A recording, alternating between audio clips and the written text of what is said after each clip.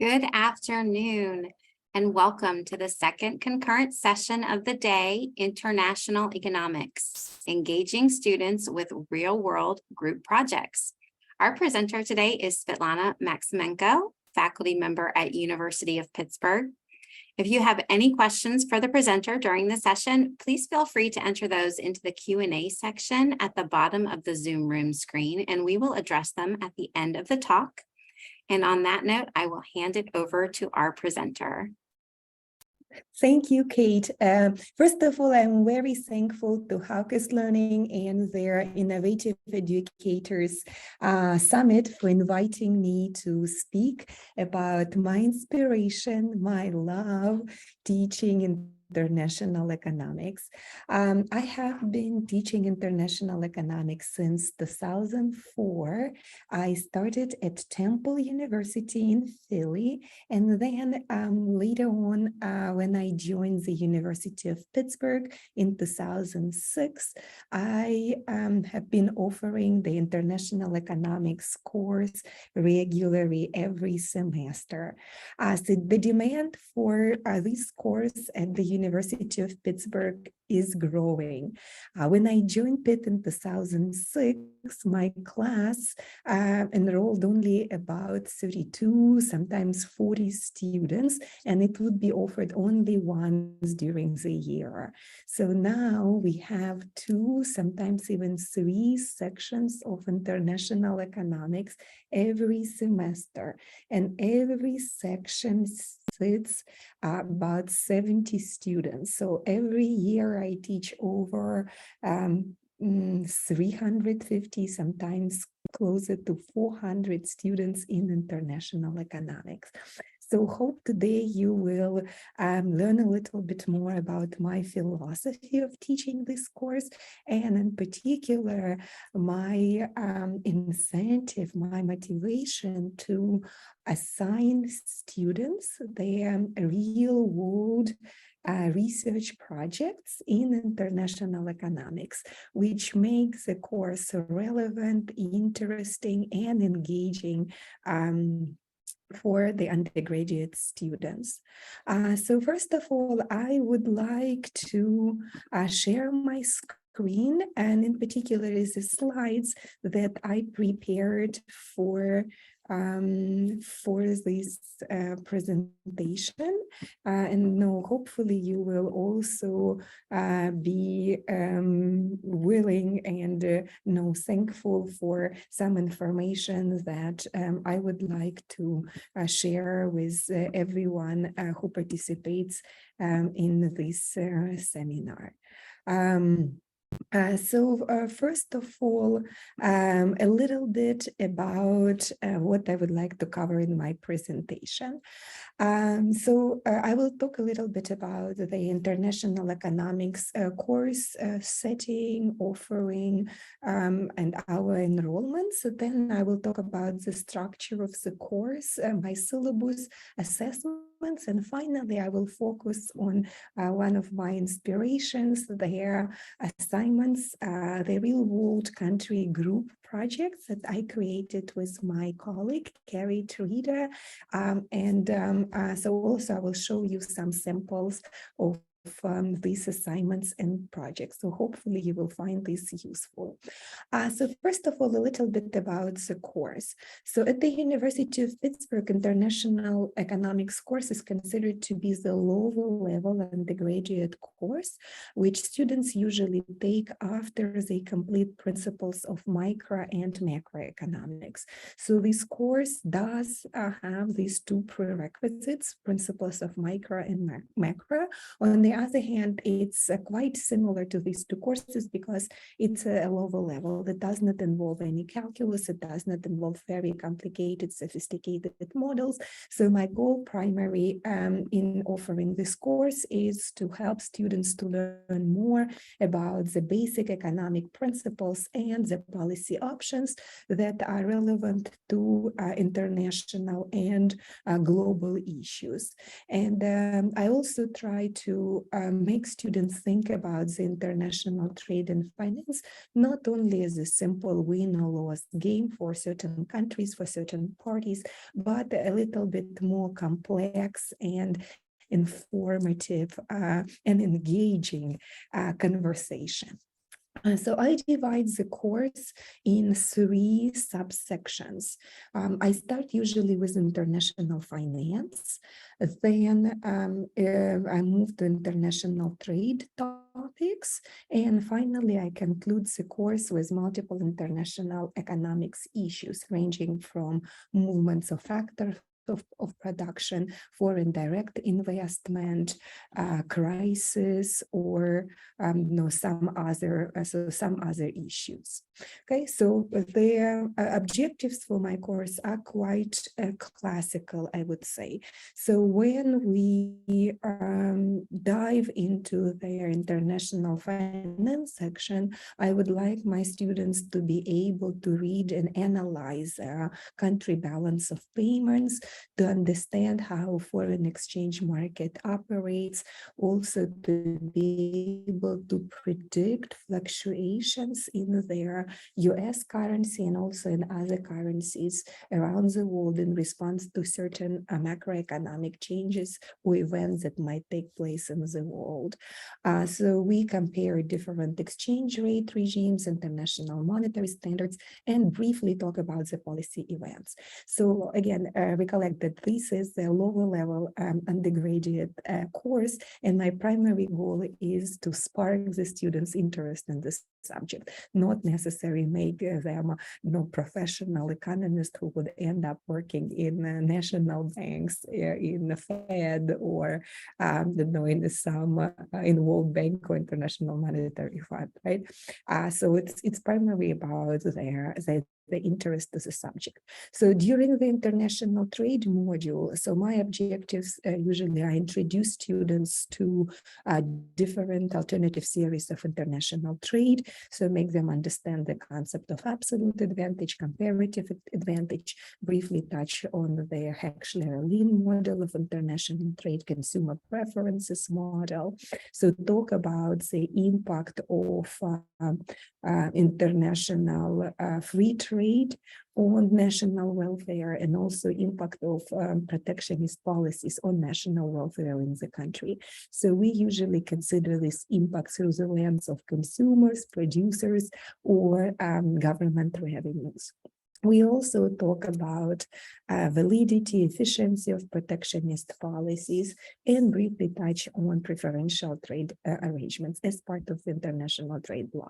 And finally, as part of their last section in the course, I offer students a series of topics and discussions in international economics.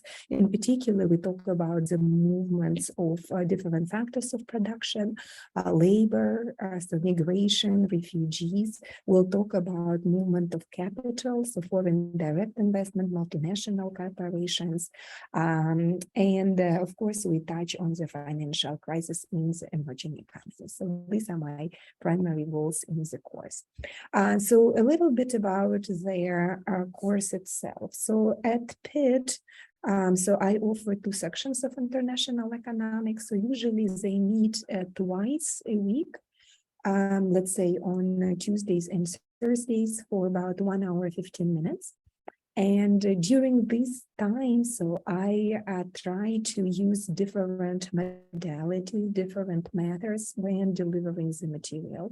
So it is a combination of my lecturing, of new concepts, a lot of in-class group activities where students have an opportunity to try applying particular model or discuss particular international issue among themselves and then share it with the rest of the class. So some of the assignments involve a very short and easy data search in the World Bank database about the country, or it might be some other type of activity where I pair students and ask them to discuss some sort of an issue. Right. So essentially, my lectures are combinations of pure delivery of the material and a lot of very short student engaging activities in a class. So as part of this overall assessment of students' performance, I am a strong believer of weekly homework assignments where I ask students to work on multiple problems or international trade issues on a weekly basis and keep the discipline in the class. I want to make sure that students read their material, go over my slides, think about the topics that we discuss in class on a weekly basis. So it's not only the class meeting, it's some percentage of class work I dedicate to self study with students and of course weekly homework assignments.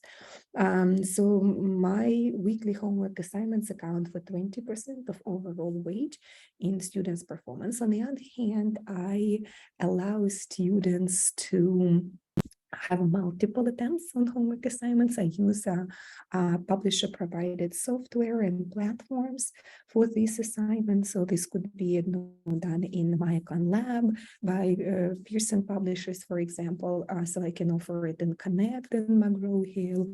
So I've been using Hacker's platform for online assignments in the past as well. So, and I use our learning management system as well when creating this assignment. So I'm quite flexible about the way how I deliver it. But what is important for me is that given the fact that I teach larger classes, they have to be computerized and they have to be graded by their artificial intelligence, because unfortunately it's too hard to grade 140 assignments on a weekly basis by myself. Even if I would have a teaching assistant, I believe it's too much work for the teaching assistant as well, a grader as well, to cover a large number of weekly homework assignments. So majority of them are computerized in my course.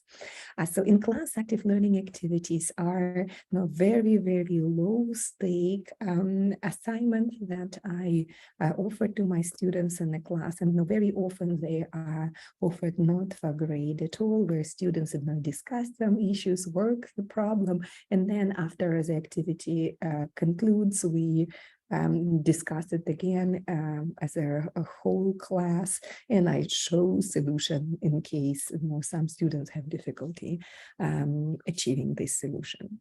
Of course, as in any course, I offer exams, which are higher stake assessments. So in my course, I offer 3 exams that correspond to the 3 sections: international finance, international trade, and international issues.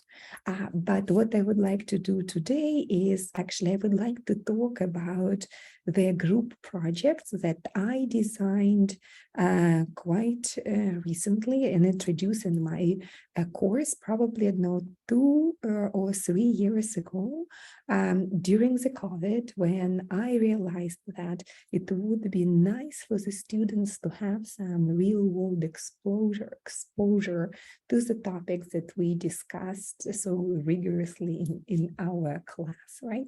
So students probably are bored with their computer generated homework questions where they have a story of country A and country B and trade being of, I don't know, butter and guns, or I don't know, wine and pumpkins or something like that, right? So the goal behind their group project that I designed in my course and assigned 15% weight is to allow students to apply the concepts that we discuss in class during the lecture time to their real world countries, and make sure that they understand their patterns of international trade of the particular country. They know their country's largest trading partners. They know the country's comparative advantage in a particular industry. They know their products and the markets in which their country of interest does not have a comparative advantage, and thus ends up being the major importer of a particular product. So we talk about their fluctuations of the national currency, and stories with large multinational corporations, stories about the investment into the country, movement of labor. Okay, so that's my primary objective of allowing students to have an opportunity to apply the concepts of the theories, models that we learn in class to the real world countries. So what I decided to do along with my colleague a few years ago, at the beginning of the class, so we create students groups consisting of 4, sometimes 5 students, and we allow the students to select a country out of the proposed list of countries. So first of all, given the fact that every semester I cover about 140 students, right? So I want to give them an opportunity not only to be present in class and work on homework assignments and do some activities as part of my lectures, but also create, some closer collaborations with their peers, right? So learn, other students more about other students in a class, learn about their interest, learn about the countries that they visited sometimes in the past, and dive a little bit deeper in this real world experience. So when thinking about the country list, so I wanted to mention that again, it was a little bit rough during our first assignment when we simply selected a list of 190 countries in the world and allowed students to select any country as part of their team as they wanted. It was a mistake, maybe not a big mistake, but eventually we realized that some countries do not have very good database where students are able to find information about their exports, imports, industry, trade, labor productivity, or some other data that would be relevant for their analysis. So some countries, especially countries of the European Union, share the common currency euro. So as a result, we ended up having, 5 or 6 groups of students who selected European countries, having very similar reports about international financial issues, about foreign exchange, history of foreign exchange, and so on. Over a time of a few semesters, we actually shorten the list of countries that we suggest for the students to select from. If any of you are interested, I will be glad to later on share this list of countries. So just to make the story short, so I believe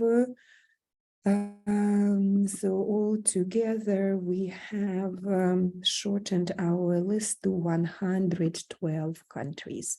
And in this list, so just to be precise, so this is the list of countries that we ended up having, yes, 112 countries.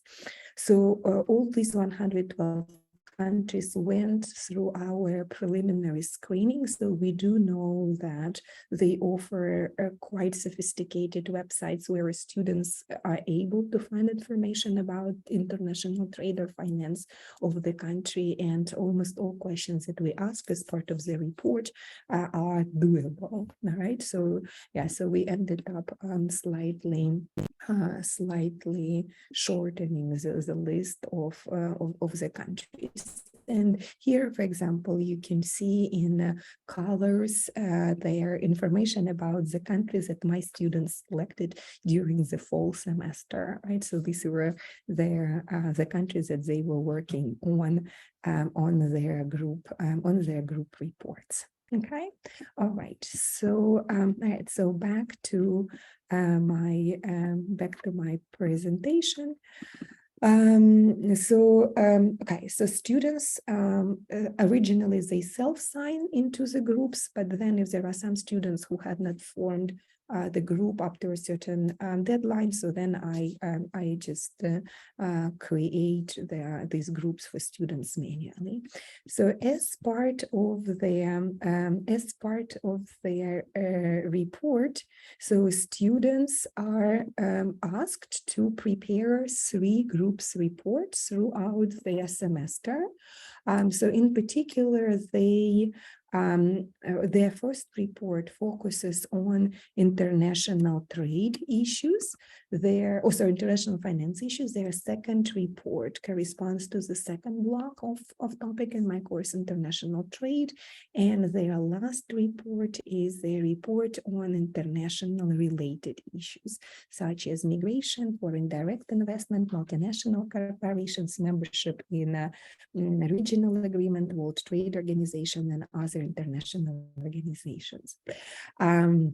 So today I also would like to share with you a few sample assignments, sample reports that sample tasks for the reports that I created, and hopefully you will see some ideas for the questions that you might ask in your international economic class in case you decide to do the similar group assignments with real-world focus in your classes as well. So here is an example of their first report. Just give me a second. We'll reshare it.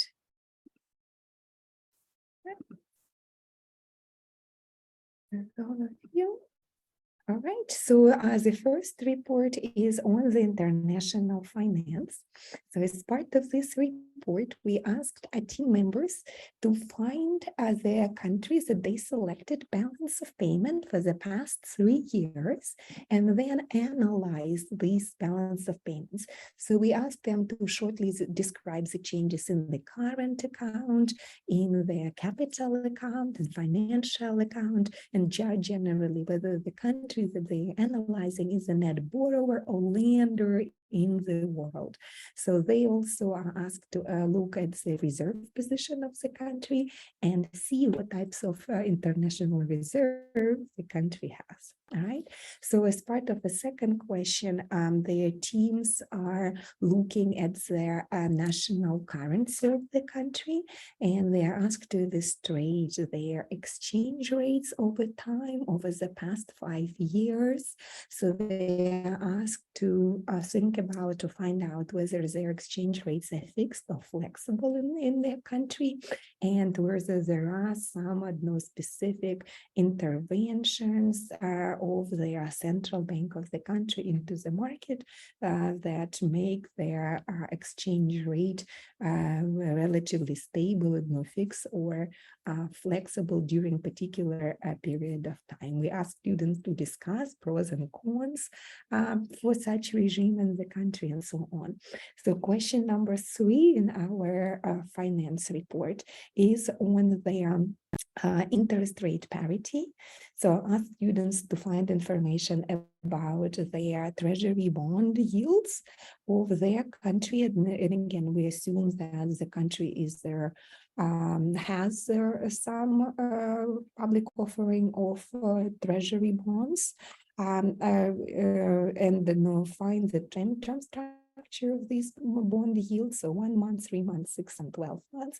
Compare these with the United States Treasury bond yields, and we do provide the websites for students to find this data and then judge about the interest rate parity. So the students love doing this part of research because they learn a little bit more about their investment opportunities in bonds of the particular country, and they have opportunity to compare the return on these bonds with the United States. So then assignment number 4 as part of the finance report is the Big Mac's index. So students are asked to find the price of the Big Mac in their country and then compare it with the price of the Big Mac in the United States and judge about the local currency being overvalued or undervalued. So this assignment actually went in through a few changes for us because, as you probably realize, McDonald's is not present in all countries around the world. So in case students select a country where McDonald's is not present, we allow them to use some other product for their exchange rate analysis. So they can use a cup of Starbucks coffee or they can use a Subway sandwich, or they can use any other product that is available in your country, and there is a multinational corporation offering particular similar product in the United States.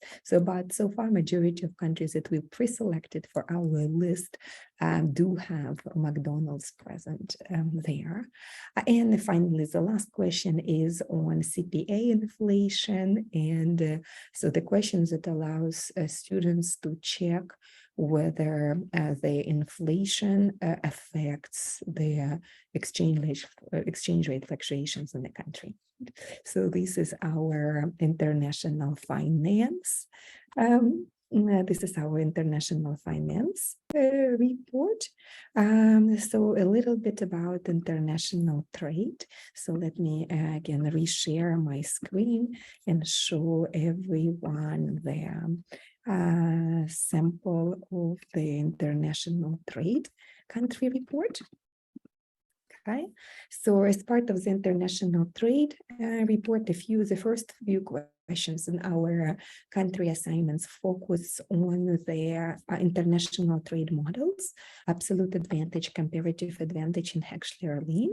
And students are asked to use their International Labor Organization data and find information about the labor productivity in their country, average wages, and correspondingly judge about the possible assumptions of the classical models in international trade and make predictions about possible advantages in certain industries. Okay, again, second assignment has a little bit more weight on the Heckler-Lean model, where students look at their industry in their country that is net exporter, and again using the United Trade International Trade data, trying to explain these exports as part of the HO model.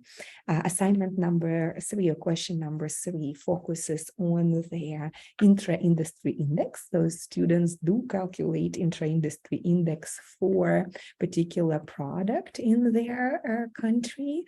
Then question number 4 focuses on tariffs. So students find the industry which is subject to one of the highest tariffs in their country, and so they analyze their market for such products. They make a decision whether the country is small or large, and briefly discuss the impact of such tariff on consumers, producers, and of course government revenues in their country. And finally, the last question as part of the international trade section is about regional agreement. So we asked students to find out in which regional agreements their country is a full member, what is a brief history of such participation in the regional agreement, and there, of course, we asked students to think about advantages and disadvantages of such membership. So students write a lot about different regional agreements their countries are members from, and I believe they love doing it. And finally, the very last report is that I would like to share with you. It's a report on international financial issues.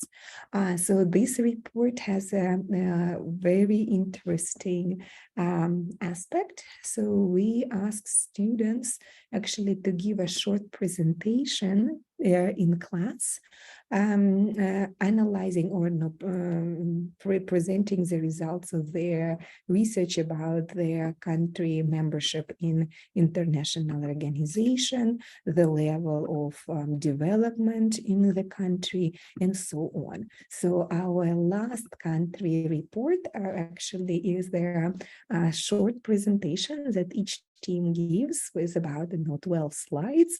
And as an instructor, I provide their guidance for each of the slides and the information that I would like the students to deliver to the rest of the class about their country. So that you can see here, it's I'm focusing on international organization, on economic development of a particular country, GDP per person, income classification, development strategy. I ask students to find the key multinational companies that operate in their country.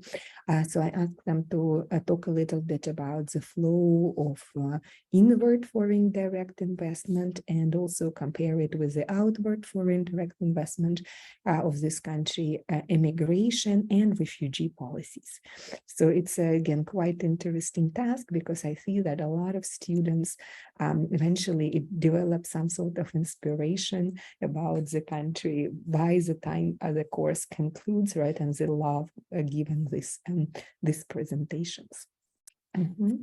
All right, so that's, yeah, so these are the sample assignments that I offer to my students as part of this real world group projects. And finally, what I would like to do is, so I would like to show all of you so some feedback, some ideas, some comments that I received from students in the end of the course about their experience working in these study groups and country groups and learning more about the countries that students selected at the beginning of the class.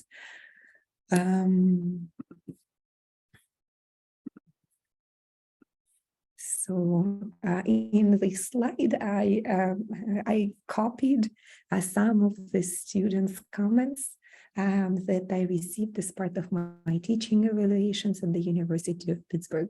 So and hopefully, these comments will give you inspiration to consider assigning such country group projects as well. So this is one of the comments from a student who wrote that a small group work was great. It has to be the only class I have ever taken that I didn't skip once because of a small group work. And then again, sorry about the grammar here, but the student said that it was fun and relevant to their topic. It gave a chance to actually talk and make friends with other students in the class, especially in the classes where it's which are hard in lecture material. And finally, that this group work had a great incentive for students to come to the class because of the opportunity to earn some bonus points. Okay, so also other students wrote that they found the material to be extremely intellectually provoking, and it gave their way to think about international issues in an interesting way, right?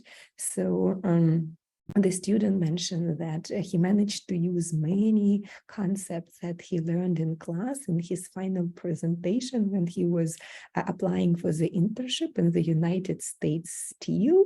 And as a result of this presentation, he managed to get this internship, right? So, and finally, the last student also talks about how informative and really interesting their assignments that focused on country analysis were, and how the student observed that not only other students, but I have a passion for their subject, and that passion ended up being contagious in class. So it was very nice for me to see these comments from students, especially knowing that the students will come out of this class remembering it, remembering the countries that they selected, and maybe one day willing to visit this country and become an expert on international trade and finance of this particular country.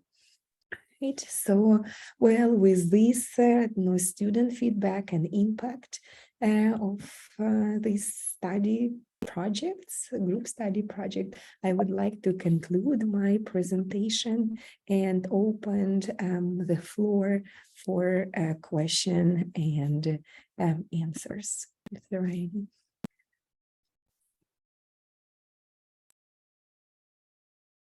Thank you so much, Svitlana. We have not had any questions come into the Q&A as of yet. Could you expand a little bit more when you do give these international options? Do students generally gravitate towards the same country with everything going on, or is that something that you have to divvy out to students? Yeah, it's a very, very, very great question. Like every year I have different dynamics in my classes, and every year I observe different patterns, right? So, for example, in the fall 2022, so you can see the distribution of the countries that students selected. So you can see some of the countries being, I don't know, large, well-known economies. So, for example, such as South Korea, Canada, Australia, so like Norway, Japan, right? But there at the same time, so some teams selected actually quite small countries like Moldova, for example, Namibia, right? So Nigeria, Bhutan, or Colombia, which for me was a little bit surprising to see. I had an opportunity to talk to students, and again, because I have a large number of students, so every year I'll see some students gravitating toward European economies or analysis of some, I don't know, large economies. And at the same time, there will be always some teams that would select their country that, very, very small countries, very often the countries that we do not have a lot of attention and put a lot of attention in international trade. So it becomes extremely interesting to learn about trade pattern of such country, about its advantages, comparative advantages, trading agreements, its national currency, and so on. So yeah. So that's the story behind these countries. But so far, so far I have never had a chance to assign the country to the team. So usually these are the students who are selecting the country on their own. And we did have a question come through. Can you give us an idea of how to incorporate this into a principles class? My international economics is considered to be their principles in economics, principles in international economics class. But if the question is more about principles of micro, principles of macro, I actually think that there would be a great opportunity to do something like that, right? So again, depending on the teaching blocks that the professor has, let's say in principles of micro, so the task might be created for students to select certain type of the market and try to analyze and describe demand for the product, supply of the product, and then talk about, let's say, some fluctuations in the market, some events that took place during the year and then shifted demand to the right or to the left of this product, right? So let's say for their professors who offer principles of macroeconomics, I believe also there are a lot of opportunities. So when you conclude their lectures, the topics on gross domestic product, on inflation, on unemployment. So you can assign the group projects for the students to select the country and then find data about this country gross domestic product, analyze its components, let's say find information about the inflation in that country, talk about unemployment, trends in unemployment, and so on. So I believe with a little bit of thinking and creativity, there is a way to incorporate this idea of real-world group projects related to different countries into their principles of microeconomics and principles of macro. And I hope that you will use this opportunity to and do something like that. So it's really, the feedback of students is really, really amazing. Excellent, thank you. And were there any other questions?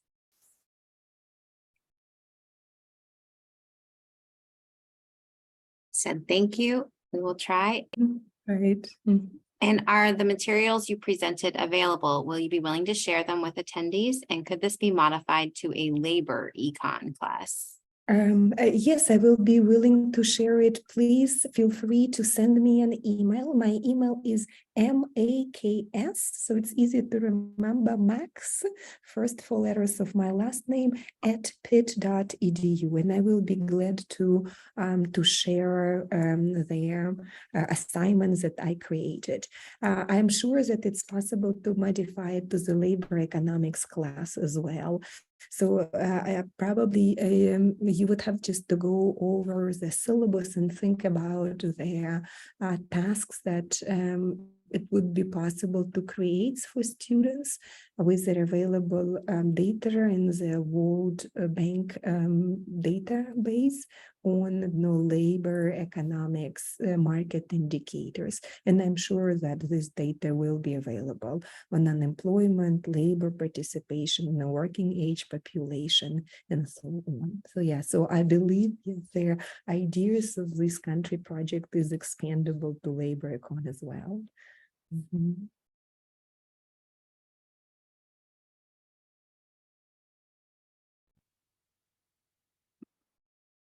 Excellent. Mm-hmm. And I'm making sure we can share that email as well.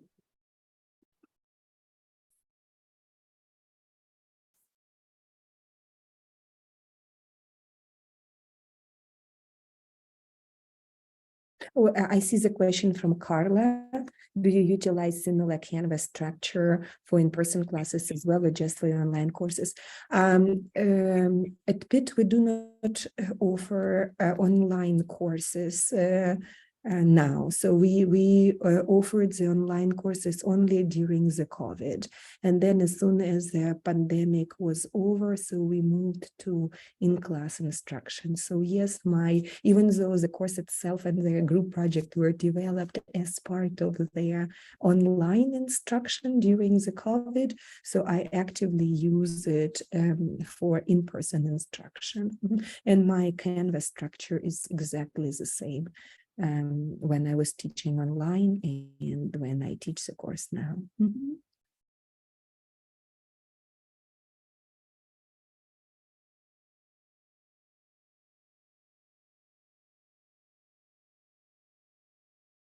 Okay, great. Well, it looks like we are out of time. So thank you so much for all the valuable information that you shared with us today. The next concurrent session will begin at 2:00 p.m. Eastern Time. You can view the chat for session meeting room links or access the conference website for a complete list of concurrent sessions and their descriptions. While accessing the conference website, don't forget to swing by the virtual exhibit hall to say hello to the Hawks team. And while there, you can view a quick 5-minute demonstration, request your t-shirt, and be entered to win a $50 hourly giveaway. Also, in the spirit of St. Patrick's Day, you'll find a few golden coins throughout the conference website. Click on the coins to be entered to win an additional raffle, and we will see you at the next session. You. Bye. Thank you. Thank you. Bye.